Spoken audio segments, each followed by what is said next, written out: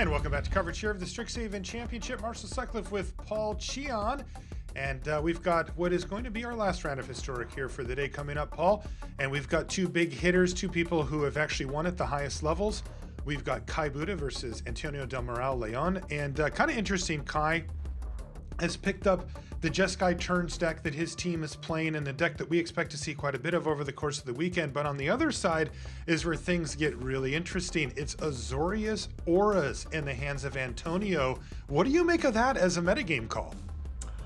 It's really interesting. I think the Azorius Auras version of the Auras that we saw, the Orzhov Auras in the previous championship, see a lot of play. But I think the Azorius version is more proactive, right? It's got more creatures in it, and it's really looking to try to put in as much pressure as possible, and also race with decks like Izzet Phoenix because it has lifelink auras that you can put onto your creatures. Part of the advantages of playing the Orzhov Auras deck is you had access to a lot of removal in form of Mire's Grasp and Deadweight, which helped you kind of battle creature decks. But because kind of coming into this tournament, some of the big decks that you expected were Jeskai Control and Jeskai, the Jeskai Turns deck, all of a sudden those auras that act as removal spells are no longer necessary. So instead, you replace those with cards like Adanto Vanguard and other auras to kind of, allow you to put more pressure on your opponent. I think that's what you want to be doing, which is why you see Azorius Auras being played here. I think Adanto Vanguard specifically is very well positioned here because the most popular land in Historic is Steam Vents, right? Steam Vents decks will have a very difficult time dealing with the card Adanto Vanguard. Right, it's too cheap it's cheap enough to get under counter magic, and burn spells don't work on it. Could be interesting. Now, what do you make of it in this matchup, Paul? Because one thing that always stands out about these Auras decks is that they're really light on interaction. Even the removal spells that you talked about in the previous version, the Orzhov version, those don't kill Valomachus. And this deck doesn't even have access to those. Yeah, I think Antonio's list is really, really well suited against playing against a deck like perhaps Izzet Phoenix, but I think he will have some difficulty here. You only have 2 copies of Spell Pierce in the main as your only forms of interaction, right? And I just don't see this deck being able to consistently kill opponents, on turn 4, where, that's kind of the turn where the Jeskai Turns deck can kind of do its thing with its combo, right? Right. So, Antonio just needs to hope to get off to a really, really quick start and hope that Kai can't establish, his combo, because at the end of the day, Antonio doesn't put on a whole lot of pressure, and he has no ways to disrupt the combo either. Pretty tough. And if you take a look at Kai, he's got turn 4 creativity here, right? We have, we don't have a way to make a treasure, but that's the beauty of playing 4 copies of Dwarven Mine. With Dwarven Mine, when you have 3 other mountains in play, you get to create a 1/1 dwarf token, which you can then target with Indomitable Creativity. So as long as Kai goes Dwarven Mine into Dwarven Mine on turn 4, the second Dwarven Mine will come into play untapped, put a 1/1 into play, and then you'll be able to see a Velomachus. That's right. Now, one interesting thing that could happen here, now, not that Kai doesn't have ways to interact, but what if there's just a flyer that's bigger than Velomachus on the other side? A lot of times we see the victories via Velomachus come from damage that it's doing directly. It's 5 damage to you, Time Walk, 5 damage, and try to chain those together to actually kill you. Well, what if there's an 8/8 flyer with lifelink or something on the other side of the battlefield? Where does that leave Kai? No, that's a great point, actually. As you can see, that SRAM currently has flying, and it looks like there's also First Strike as well. So if Antonio is concerned about the combo, then he could potentially keep the SRAM back on defense to kind of play around that combo. So we'll see how this goes. You see that Dwarven Mine enter the battlefield tapped, and the reason for that is what Paul described a minute ago. If Kai wants to have a chance to play the next Dwarven Mine untapped, there needs to be 3 other mountains, and Mine is a mountain. And if that's the case, he can't afford to play an island or his lone Sulfur Falls this turn and still get the 1/1 and have it untapped. Now, with the Indomitable Creativity, there is one card that he has to think about drawing here that would be a bit of a disaster, which is his other Velomachus Laurel off the top. Yeah, and this is so interesting because this is such a counterintuitive line, right? Playing staggering insight on SRAM and then not attacking with it when there's a staggering insight. Like, do you really want to do that? I'm really curious what Antonio chooses to go for here because Kai played a turn 3 Dwarven Mine. You have to be thinking, okay, well, there's probably a decent chance that there's a follow-up Dwarven Mine here into the combo. And if that's the case, do I just want to keep back my SRAM so that Kai can't continue to attack with the Velomachus? And yet, this is amazing. Antonio choosing not to attack with the SRAM here. It's so tempting, right? I mean, you get to attack for 5, gain 5, and draw a card. But Antonio recognizing the fact that the way he loses this game is from a turn 4 Velomachus and keeping that SRAM back for defense. Yeah, totally. And, you know, there's a lot of interesting things happening here, too, because on this particular turn, there's the only window here for Kai is he can fire off Indomitable Creativity for 1, right? Where later in the game, he can actually do it for 2 and just destroy one of the creatures on the other side of the battlefield, assuming, of course, that it's targetable. Now, Antonio took this moment to get Ulceate of Life's Bounty on the battlefield, and once he gets to untap, that whole I'm going to kill your creature with Indomitable Creativity thing goes out the window. Yeah.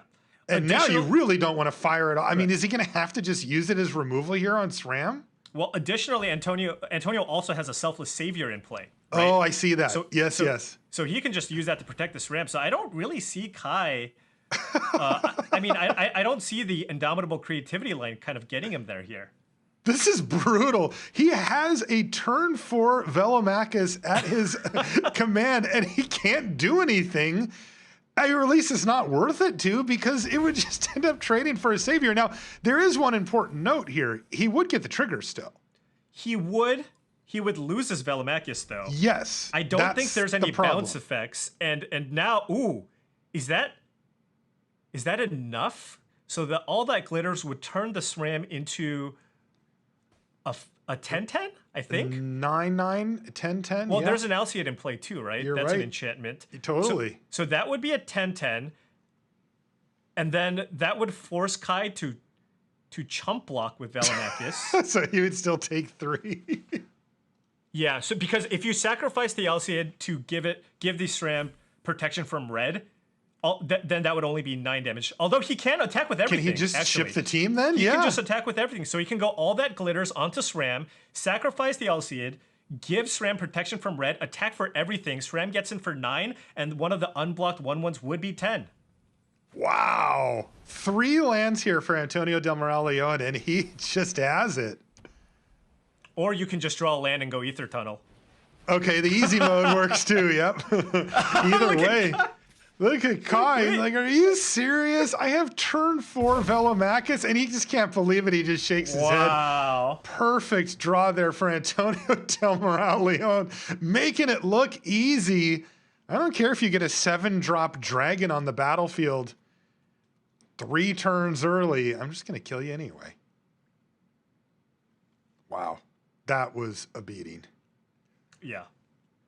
And just really, really great play here from Antonio, really recognizing how this matchup plays out. And if you just have a 5/5 flyer, you basically just prevent your opponent from kind of going off with the Velomachus, right? That's kind of its... Who needs ways to deal with Velomachus when you just have a bigger creature in play to block it? Right. And it is funny to look at the sideboard options here as well for Del Moral Leon. It's... he has some spicy ones that he can bring in here. He has Cerulean Drake, which is 1 and a blue for a 1/1 flyer with protection from red. So that thing can block Velomachus all day. Take all the turns you want. I'm just going to keep blocking. And it even can sack to counter target spell that targets you. So that's kind of interesting. And then also to help break up the various combos that can be assembled, he has Apostle of Purifying Light, which is 1 and a white for a 2/1 with protection from black, which won't be relevant here, but you can pay 2 mana to exile a card from a graveyard, target card from a graveyard. And that can help break up kind of the backup plan with Mizzix's Mastery from Kai.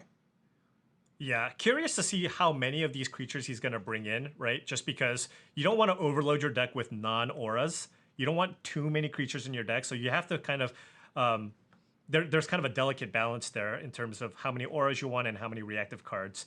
The counter spells all, of course, make sense. Spell Pierce should be excellent in this matchup, the Dovin's Vetoes, and like you said, the Cerulean Drakes as well, because not only does it do a good job of keeping the Velomachus at bay, but none of Kai's removal spells can actually kill it either, right? So you can very safely just slap a bunch of auras onto your Cerulean Drake, and it basically has hexproof in this matchup. Right, and while having hexproof, I mean, it does make Kai's life a lot more difficult. The way the deck normally wins is by attacking with Velomachus a bunch of times. And if Velomachus can't get through, you've got a problem. Now, it is not an unsolvable problem. You can build a bigger board state using Magma Opus, for example, and get yourself ahead on board that way to be able to go around, say, a single Cerulean Drake or something. But that takes time. And this deck can apply some serious pressure. So, yeah, another landlight hand here for Antonio, just the Hollowed Fountain. But, you know, almost all the cards in his deck cost either 1 or 2 mana. Yeah, it doesn't need, I mean, as we saw, he had 3 lands in play last time. He hit the 4th land on that last turn. He doesn't need that much. We call that a disciplined mulligan. Come on, let's be real. How many people watching would have kept that hand? I would have kept that hand. I'm on the draw. I have all the pieces. Like, I would have come kept. on. Yeah. 2 1-drops. I'm sneeping it. Yeah. All right. Well, what does Kai's hand look like here? It looks like he has Fry out of the sideboard. Then he's got Memory Lapse, one of his iterations, and the Creativity here. Yeah, this Selfless Savior just looking so good in these matchups. I mean, now Antonio can safely run out something like a Core Spirit Dancer and have it not die to a removal spell. Now, of course, Kai does have the Memory Lapse for this turn. Mm-hmm. But yeah, really curious to see what Antonio goes for. He could also just choose to play it safe and just run out in Adanto Vanguard here instead. Wow. Can you imagine having a Fry and having it kill nothing when all your opponent's creatures are white? It just doesn't do anything? Yeah, he's considering Cerulean Drake, but I'm wondering, you know, the Adanto Vanguard just gets in for more, and it's still very difficult for Kai to deal with the Vanguard in any meaningful way. Yeah, I agree, Paul. You know, the Drake is kind of the ultimate foundation to start building on top of. But as you can see, Antonio's hand isn't really set up for that. He just has the Cartouche, and maybe the Vanguard would just add up to a lot more damage over the course of time. Okay, another one in from the good dog here. And now let's see what Antonio does. He's going to play Untapped Hollowed Fountain into the Drake again. The Drake, and probably just trying to represent Spell Pierce. I don't think he's going to run out this Cartouche here until he gets that Core Spirit Dancer in play for a little extra value. Yeah, that makes sense. You know how these type of decks play, they snowball, right? You don't want to find yourself in a situation where you don't have one of your card draw things with an aura. Let's see what Kai can find here with Expressive Iteration.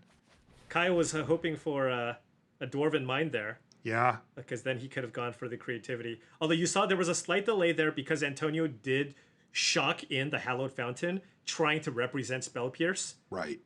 And Kai still just opting to try to get the extra value with the Expressive Iteration and not play out a land here first. Now, this is kind of a small issue, not a big one, but you know, playing Expressive Iteration in a deck like the Jeskai Turns deck, as opposed to playing it in a more streamlined deck like the Phoenix deck, is when you don't hit a land, the Iteration is not going to give you card advantage a lot of the time, because the average converted mana cost of this deck is what, 4.5, right? You have so many expensive cards in the deck where it's going to be a bit more difficult.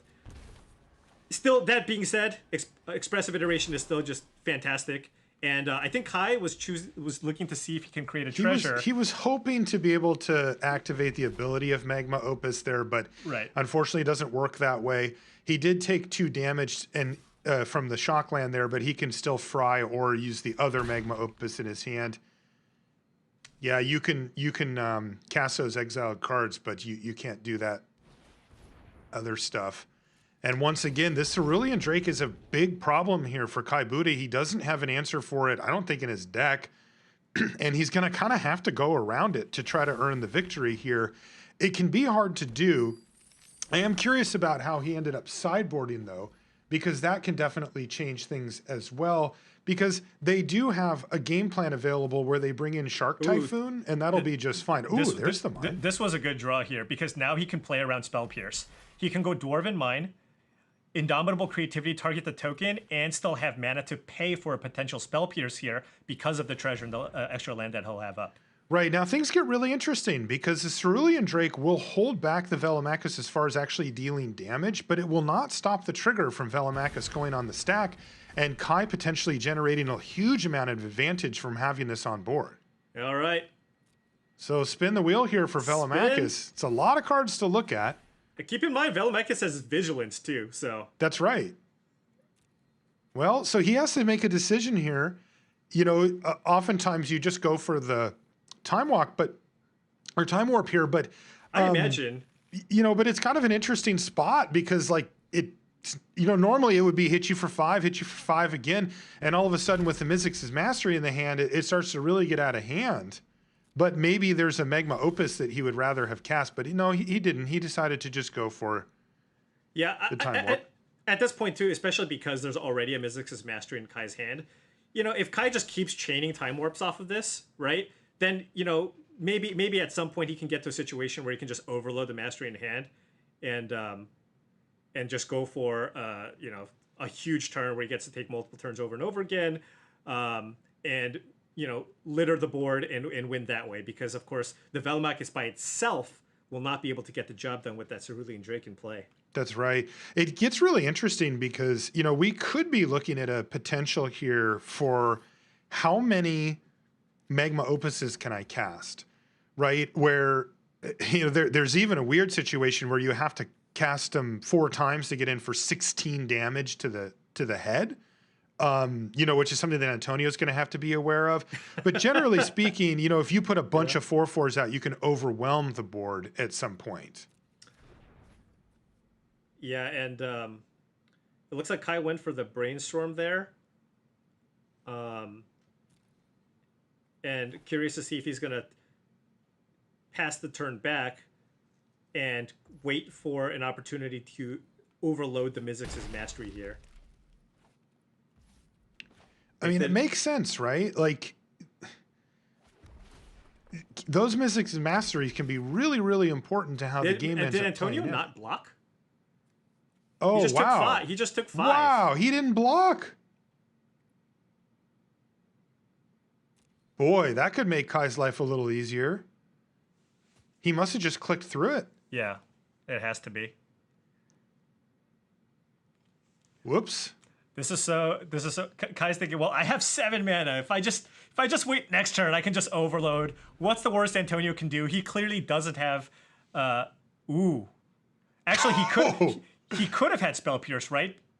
Because Kai had the mana to pay for it. Mm-hmm. So if Kai now goes for a Mastery next turn overload, Antonio will be able to Spell Pierce it. Oh God, the Spell Pierce off the top. That's a changer of games. Oh, but here comes the card too. She's gonna need to find a land here. Yeah, and Kai's gonna force the issue with the Selfless Savior here, but yeah, Antonio could be tapped out if he doesn't find a land. Yeah, if you can find a blue source here. Mm-hmm. Right, good point. You will be able to Spell Pierce. It can't be a Plains, and it was, Paul. Oof. And look at Kai. He says, all right, baby, let's do it. I got the overloaded Mastery. Let's go. Now, this is going to be pretty good. I've seen better, but this is going to be pretty good. So let's see what happens. We know there's a Time Walk and a Magma Opus in there. Wait, so... He can tap down the other 2. Still not enough. I'm wondering... okay, yeah, this is going to be insane. I'm wondering if there was a little bit more value in attacking first.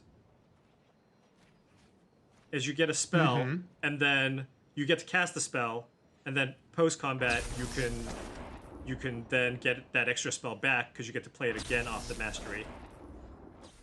Yeah, if it's a Time Warp, I mean, that's a whole nother turn you get to take.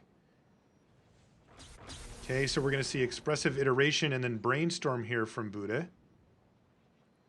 Oh, interesting. He's actually looking at time lapse.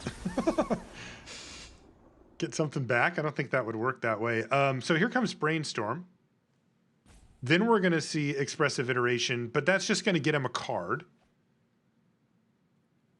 Oof. He's going to be glad that Iteration's coming because he doesn't want to have these cards on top going forward. It's kind of funny how Kai is just kind of going off and doing everything, but he still needs to find a way to finish this game off. That just Cerulean Drake just standing here, just brickwalling all of these attacks. Seriously. Yeah, you know, my guess is that if he's going to win this game, it's going to come from how many Magma Opuses can he cast, you know, over the course of this game. Okay, and then, of course, there's also the Velomachus trigger. Okay. There's a Time Warp. It's in his hand, which isn't actually where he wants it. Ooh, but there's a time warp there. You know, the other card to mention here is Prismari Command. Is again, if you can chain a few of those together, the damage adds up. And that was a concession. Yep. So block, take 5, yeah. Yeah, because now Kai, of course, has other creatures that can attack, right? Right, he has a 4/4 and a 1/1. Yeah, wow. Kai Budde finds the victory here in game number 2, ties things up. And that means we're going to get a game number 3 between our two players. Ooh, Kai forced to take some weird lines. You know, ultimately, it kind of still played out how you think it would. It just didn't win quite as quickly, right? It was still Velomachus, get some value, ultimately overload a Mizzix's Mastery. But he had to kind of make some different choices thanks to that Cerulean Drake just sitting there. Yeah, the idea is the Cerulean Drake by itself against an opposing Velomachus, you're still going to be really, really far behind, right? Because Kai is just going to be able to cast a huge spell every single turn. The idea is you want to get that Cerulean Drake in play and then stack it up with auras, much like the way Antonio did in game 1 with his SRAM, right? Where basically you make it big enough where Velomachus basically just can't do anything. Additionally, it can't even be tapped down by the Magma Opus, right? So it just makes it so that it makes it extremely difficult for Kai to find a way to win once kind of Antonio has loaded up on that Cerulean Drake. Yeah, Antonio needed a big creature, a 5/5. It didn't even have to necessarily be the Drake, but he needed something to go along with the Drake so that the attacks on the ground weren't the thing. That game plays out a lot differently if he can have a steady blocker. All right, let's get underway here in game number 3. We'll note that Antonio boarded out 2 copies of SRAM, so he only has 4 core Spirit Dancers and 1 SRAM as his card advantage engine. So really, like the way that his deck plays out, I mean, you know, doesn't really attack for a whole lot, right? And he's just you know, trying to just like survive off kind of, you know, an army of small indestructible creatures. And now he's going to take the more aggressive stance here with Selfless Savior into a Danto Vanguard. He has the Drake, another Savior, a Cartouche, and a Plane. So a really nice opener here for Antonio. As far as getting something aggressive going, the thing that he is missing, though, is that card advantage engine. If these things get answered, you know, one by one, he's going to be out of gas. Yeah. I wonder, I mean, do you just run out a Cartouche and a Danto Vanguard and just try to close out the game as quickly as possible? I mean, you don't have a Spirit Dancer or a SRAM. I mean, I suppose you could also look to put it on your Cerulean Drake. And, you know, if you can you put a Cartouche Solidarity on top of something else that you find off the top, potentially in all that glitters, maybe that's what you want to do. Yeah, this line makes sense, right? This gives him one extra chance to try to find one of those card advantage engines. You see the Fry is just like, this feels so bad. It's like, all right, so bad. My sideboard card for your 1-drop. Let's go. Yeah. Somehow Fry wasn't even mana efficient here. There's Selfless Savior number 2 hitting the battlefield. Okay. Hey, there's a creativity. Now we're not quite there yet. It would be next turn, but that's some business. Right, but now, I mean, again, Antonio just has a few small creatures in play. Next turn, Kai can go Dwarven Mine into Indomitable Creativity, and if Antonio doesn't find a way to grow this Drake, I mean, Kai will be able to get some triggers here off the Velomachus. That's right. Okay. This is a big draw step here for Antonio, because if he can find one of his card draw engines... Okay. That's not going to do it. Yeah, the Drake just looks so defensive here. And that does serve a big purpose for him. It does make Kai's life difficult, but as we saw before, Kai can win the game even with the Drake on the battlefield, even if it is a slower win. Boy, Antonio he needs to get the engine rolling. And yeah, you know, he weakened that part of his game plan with sideboarding, and it's really coming back to bite him here. Yeah, I mean, the thing is, I mean, sure, you have these cards that do an okay job, I want to say, of kind of stymieing what Kai's trying to do. But at the same time, if you draw too many of them, you just kind of transform your deck into a like pretty bad aggressive deck, it looks like, right? You're just not putting on a whole lot of pressure here. But so yeah, I mean, look, if Kai doesn't find a Time Warp, you know, he's still going to be in some trouble here, right? He's going to take 6, so you know, he is facing lethal, technically. Yeah.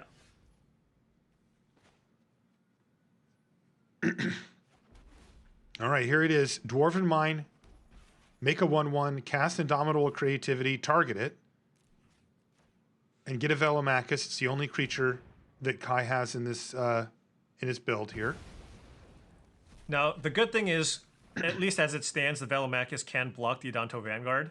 Right? So next turn, he's only going to take 4, which means that's a 3-turn clock. Oh, he missed. He missed. The Fire Prophecy will just get a Selfless Savior. Yep. Does he want to just brainstorm to just try to find a Time Warp for the next turn? Because the removal spell really just doesn't do a whole lot here. Yeah, the Fire Prophecy does get him a card deeper as well. That if he targets the 1/1 token, it will. Yes. Right. Otherwise, the Savior's going to get sacked in response. Right. Yeah, that's tricky because you would prefer to have that Savior off the battlefield.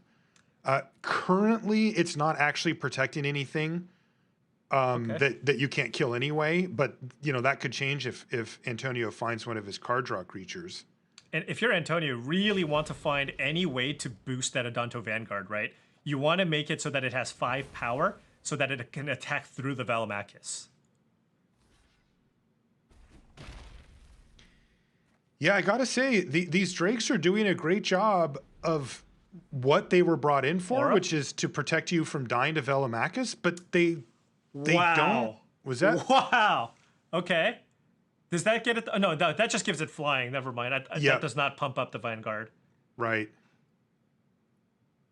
But they're not actually stopping Kai from deploying a major part of his game plan, which is just to get Velomachus triggers. It does, of course. So now we can attack for 5 here with Adanto Vanguard. Additionally, the other option is to not attack at all, but that's playing very passively, right? If you choose to attack, if you choose to not attack at all, you now have 3 creatures in play that can trade with the Velomachus. So no trigger or the last trigger. Right, but by doing this, you basically force Kai into a situation where he has to chump block the Adanto Vanguard next turn. Yeah, or win. Yeah. And we're going to see Luris tax paid go into hand. And the way is clear here for Budde. So he needs to start chaining some really powerful stuff together with his Velomachus Lorehold. He's drawn Prismari Command.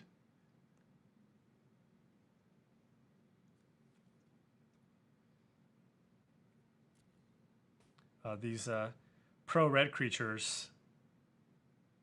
Extremely annoying for Budde.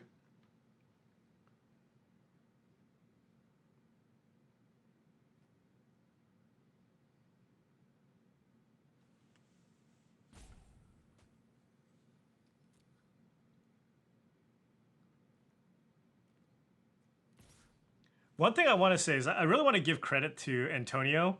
This is now back-to-back events where he's been having some success here with kind of off the wall decks, right? You know, there were established metagames in the last event, or it might have been the event before. He brought just Golgari control when everybody was playing Jund Food, and now he's showing up to this tournament with Azorius Auras, where everybody else is, you know, looking to, you know, the deck to kind of go for were the various Steam Vents decks. Really curious to see if this Cerulean Drake sideboard plan can pay off here for Antonio. Yeah, Kai's gonna go for a... He's already got a turn in the bank here as well. So it looks like he's just going to take another. So he'll now have 2. Okay, so he has 2 turns in the bank. Really just wants to make use of the mana that he has for this turn. Can get a Dwarven Mine down, or a token down. That won't do anything. Okay, there's a Mastery. He gets another trigger here from Velomachus. Just all the turns? There's another Time Warp. Yeah, I mean, it's got to be better than Brainstorm, right? Well, but it's tough because remember what I mentioned last game? That they have access to Shark Typhoon. And we just saw 2 of them in that pile there. Those are going to go to the bottom in a random order. He'd love to shuffle those with that Fabled Passage perhaps. But that's the type of card that he's looking for now because that can get him right back in this. That can buy him a block on the Vanguard or even make a creature big enough to perpetually block it, and he can eat Cerulean Drakes. And now, keep in mind, he still has 2, as you can see there, the little Time Warp logo. Oh, that's so many turns. I mean, we have a Mizzix's Mastery here, and Kai is going to be able to overload and cast 2 additional Time Warps from his graveyard. So he just needs to find some other way to pressure Antonio. Magma Opus is what we saw in the previous game.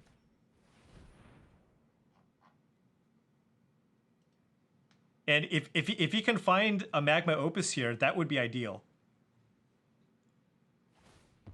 Even something like a Prismari Command, a loot, find Magma Opus, anything along those lines. Yeah, he's just loading up his graveyard now. Another... All the turns! Is that the 4th copy? I think that's the that has to 3rd. Be. It might be the 4th. I don't know. There's all these turns on the stack. I mean, there's 2 on the stack. We're going to cast another one here because why not? And then we have a Mizzix's Mastery that's going to give you 3 more on top of that.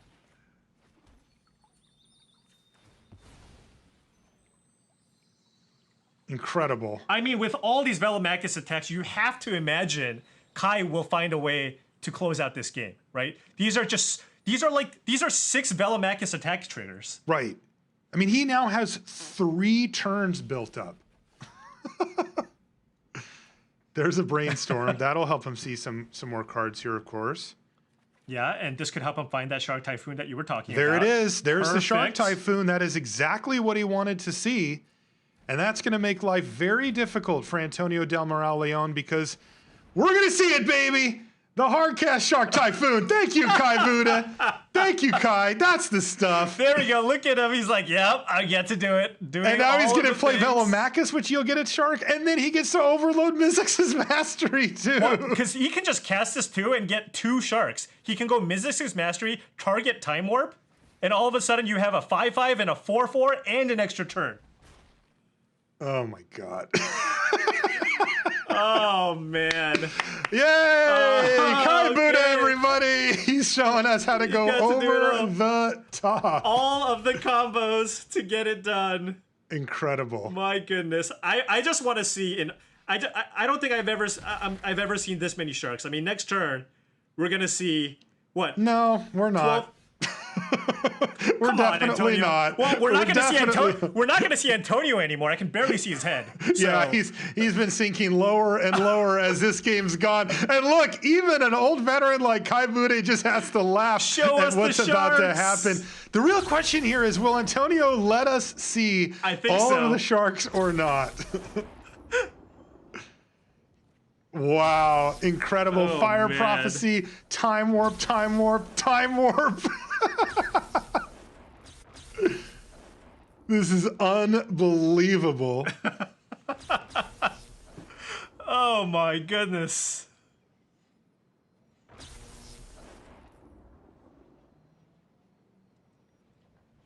And you can see Antonio can only just sit there and smile. Giving the viewers what they want here. A giant army of shark tokens. Oh yeah, look at that stack. Oh. I just got shivers, Paul. Like literally just, this is one of the sweetest things I've ever seen happen at this level. You know, we're normally talking about like small, efficient plays, grindy card advantage. Nope, not for Kai Budde. Look at this board. Oh, man. Absolutely incredible. Brainstorm. Brainstorm.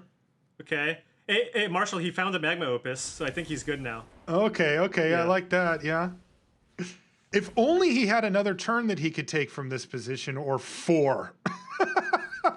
He has 4 more turns in the bin, Paul.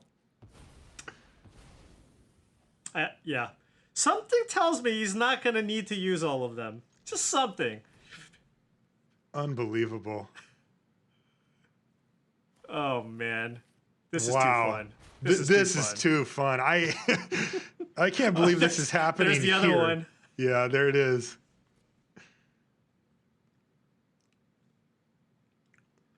Nice heads up, by the way, from Kai boarding in Shark Typhoon.